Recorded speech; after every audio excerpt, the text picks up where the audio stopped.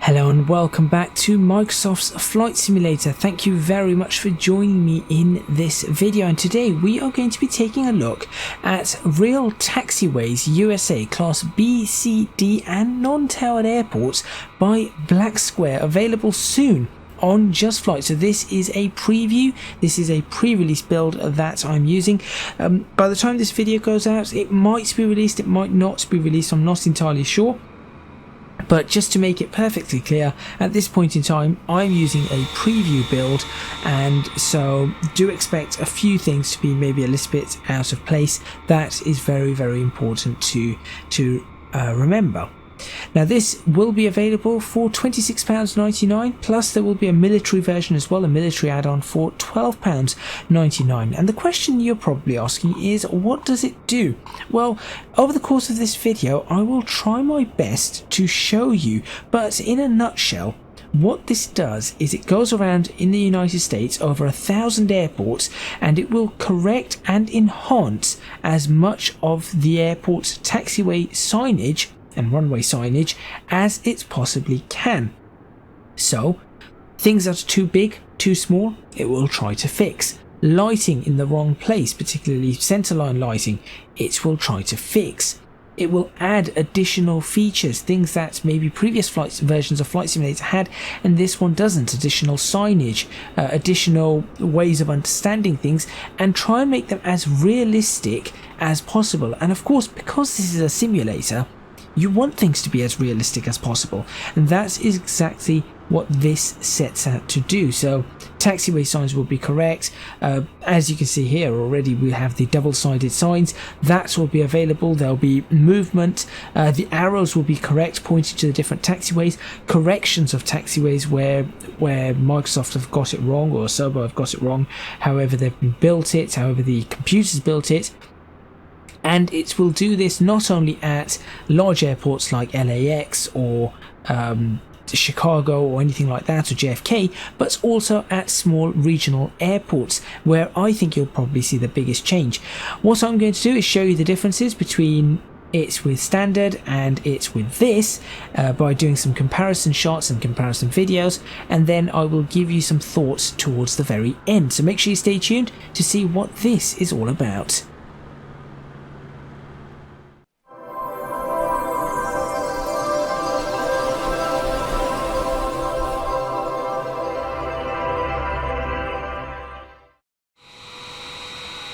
Right, so first things first, we're just going to go down the runway, and this is without it. So we're going to a without, then a with, then a without, then a with, so you can see the difference. So we're just going to go down the runway here at Chicago O'Hare Airport.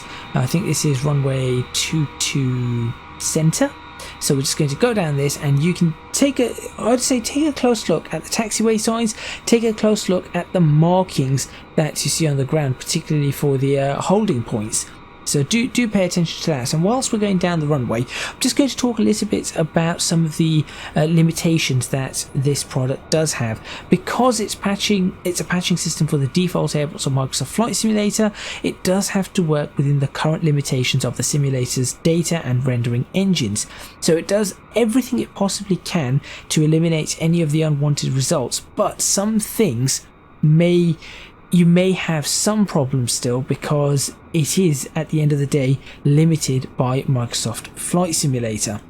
Now, it doesn't work, it may have unforeseen conflicts. I wouldn't say it doesn't work, it does work, but it may have conflicts with third-party data, or third-party airports and terrain, but you can go ahead and exclude them. And in the manual, it does show you how to actually exclude everything that you basically want excluded. Installation is really easy. There is an optional texture pack, so you have a mandatory texture pack and an optional texture pack if you're doing this manually. The mandatory one you have to do, and what that does is it changes the sign faces and the textures for the sign, makes them bigger. I think it makes it about 35% bigger and matches ICAO font. So for example, you can see Taxiway Foxtrot just there. You can see the size of it, rather small, but you'll see in a moment as we go down this runway again with Real Taxiways enabled and installed, you will see that the signs will change. They will be bigger, they will be easier to read, and also there is some optional texture packs which I've also installed, and that is going to be for ground marking, so you have better ground marking textures, and the sign backs. So you're going to have sign back textures changing from yellow, which you may have seen just a moment ago, over to black or dark grey. So already you can see Taxiway Golf Golf much darker. There's a better contrast on the there's a better contrast on the font. It's a larger font, and if you look closely, like in fact you don't even have to look closely, there's the grey backs, the dark grey backs for signs that are in the opposite direction. We've got distance markers. That's one of the things that this particular product adds.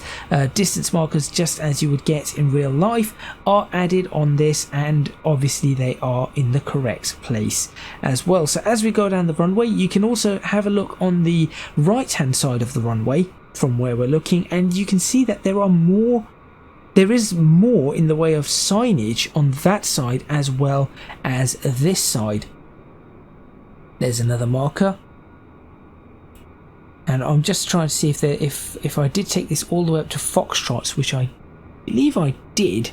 Although that being said, I did notice that as I was looking at Navigraph and going around, there were incorrect taxiways.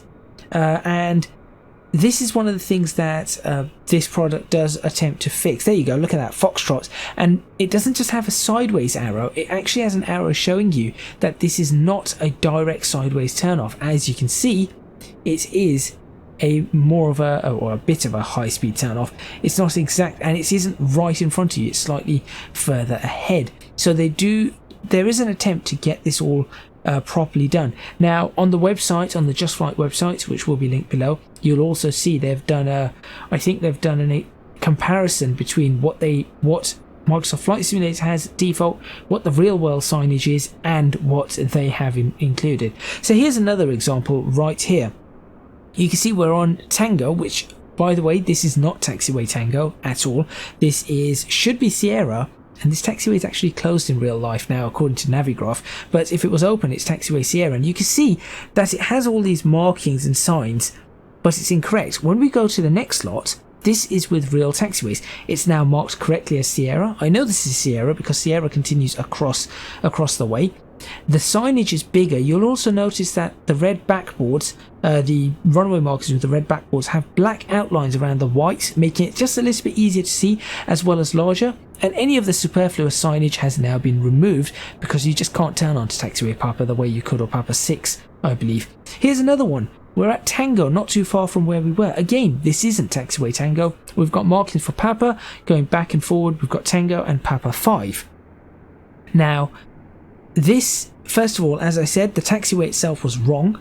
If this was an open taxiway, according to Navigraph, it's closed. I'm not 100% certain. I assume at this point in time, whatever this was, it is open.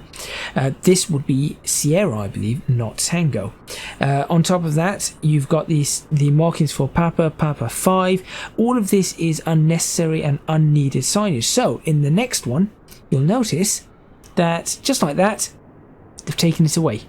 This makes it nice and clear. It's in a proper position with the correct markings. You'll also notice though, if you look in the distance and go back a few seconds, you might notice that the signs have changed in the distance as well. So you can see that just in this small picture, there has been some changes to the signage.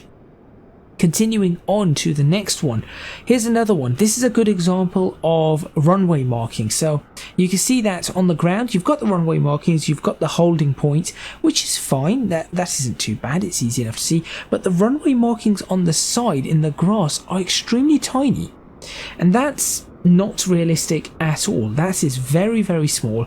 You wouldn't be able to see that clearly at all. So what they've gone ahead and done is they've gone ahead and made those larger, they've made those clearer, and also we need to know what taxiway we're on. At this point it doesn't tell us what taxiway we're on, so go forward, we're on Taxiway Sierra.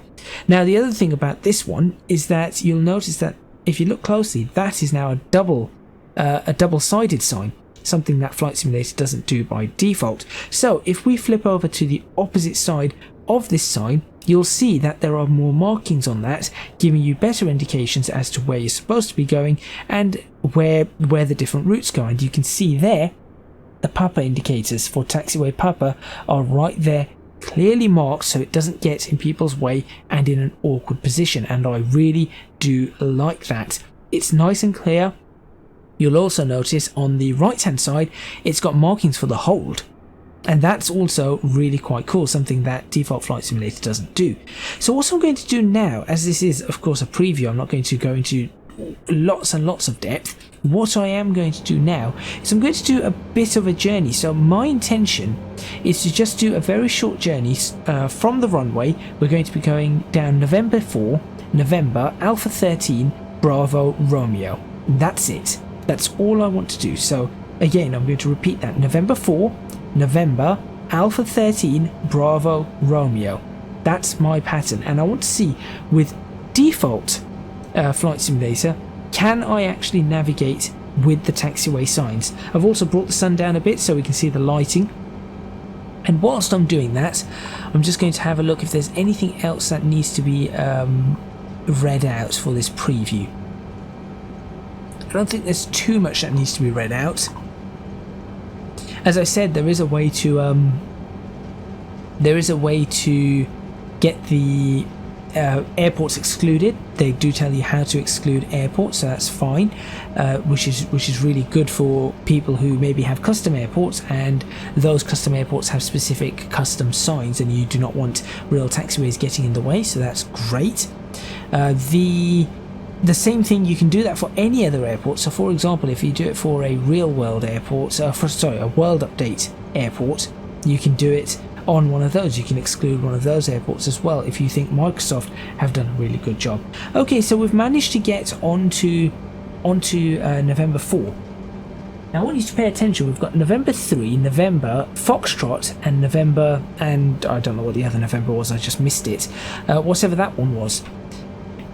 None of those taxiways are actually, I don't think they're correct. So at this point in time, I know according to Navigraph that my next taxiway is Alpha 13. Now Alpha 13 should be this turn off here. According to this, I'm on taxiway November, and that is November 2, not Alpha 13. So I thought, okay, maybe I've missed it on Navigraph. I'm going to continue up for the next one and see if this one is Alpha 13. Get to this one, and no, now we're on taxiway Tango. By the way, this is why I say taxiway Tango. Tango's on this side, not on the opposite side. That side is Sierra, as far as I can tell. Also, a little glitch in Microsoft Flight Simulator. Even though I switched off AI, a Cessna appeared out of nowhere, but we're not looking at that, so I'm just gonna, there you go, with the power of editing, it's gone. So I continued down taxiway Tango, trying to figure out how to get back onto Bravo. Now Bravo is over to my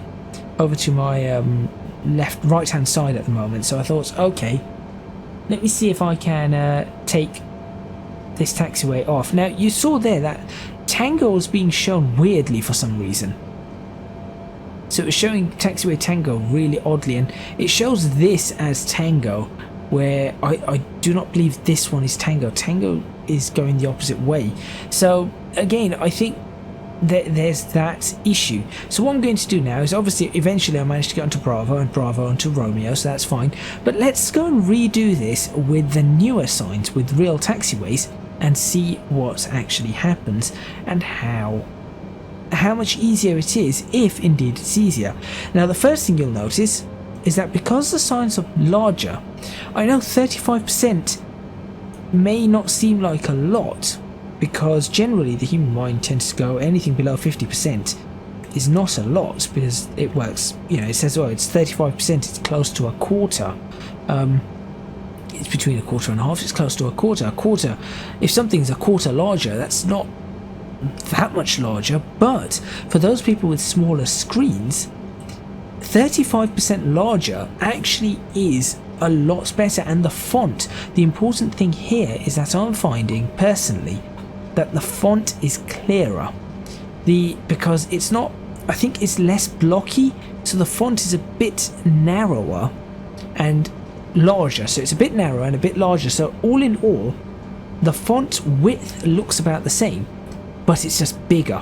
and I think that makes it so much easier to read, and the colors are also making it a lot easier to read. So instead of yellows and blacks, you've got oranges and blacks, and that's quite helping quite a lot. And even with the red, the black outline does also help.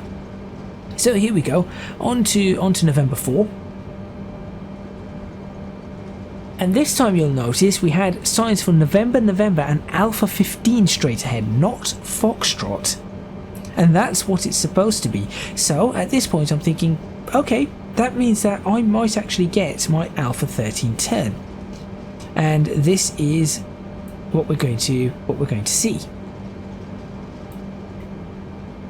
So there you go, there's Alpha 13, and I can turn onto that. Now you may have also noticed that on the ground, the actual ILS markings, sorry, not the ILS markings, the holding markings had black outlines on them, making it a lot thicker, which is something obviously I pointed out earlier.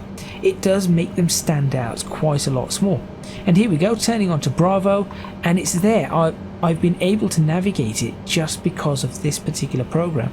I've been able to use real world charts to navigate my way around a simulated airport. And personally, I think that is really important. Now, as a note, this is, again, as I said at the start, only for the United States of America at this point in time. It does a whole bunch of airports, from small regional airports, which are class C and D, to non-towered airports, to your full class B airports. So you're talking about Atlanta, Los Angeles, Las Vegas, Kennedy, LaGuardia, O'Hare over here, San Francisco, Pittsburgh, Phoenix, etc., etc., Orlando, etc. So all of those are covered as you would expect, and then a whole bunch of other ones, which I think it ends up with well over 1,000 airports. The entire list is on their website, on the JustFlight website. If you go to the manual and go to included airports, you can find your airports in there, and if it's in the list, then you know it's worth purchasing.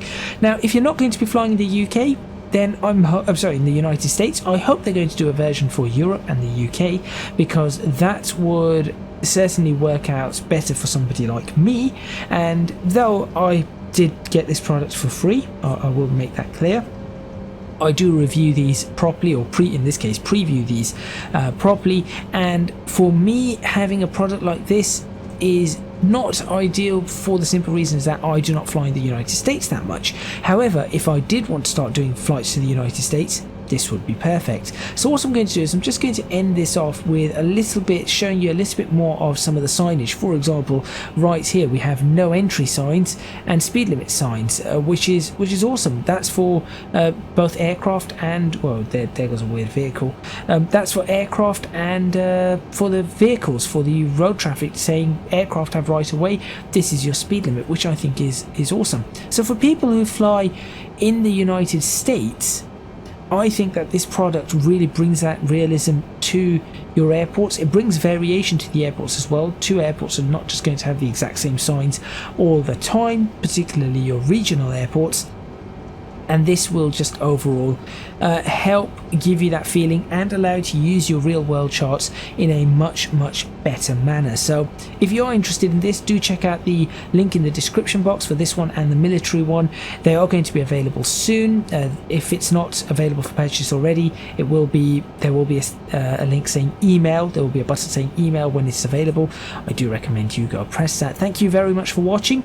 Please remember to hit the like button if you like this video, subscribe to the channel for more videos on flight simulation, leave a comment in the comments box below letting me know what you think. Do you think that something like this is worth it? Would it help you? If you can do so, please do consider supporting me on Patreon, www.patreon.com/ecgadget. Your supports would be massively appreciated. It would really help me out. And also you can find me on social media at ecgadget, LP for both Twitter and Instagram. Just as a final note, this does not cause any effects to your frame rate as far as I can tell. Those stutters are World Update 5 or whatever it is for Microsoft Flight Simulator. It's just caused a lot of stuttering on my machine. That is all from me. Hopefully that was a good preview of this what's it called again? Real Taxiways, and I will see you next time in some sort of flight simulator.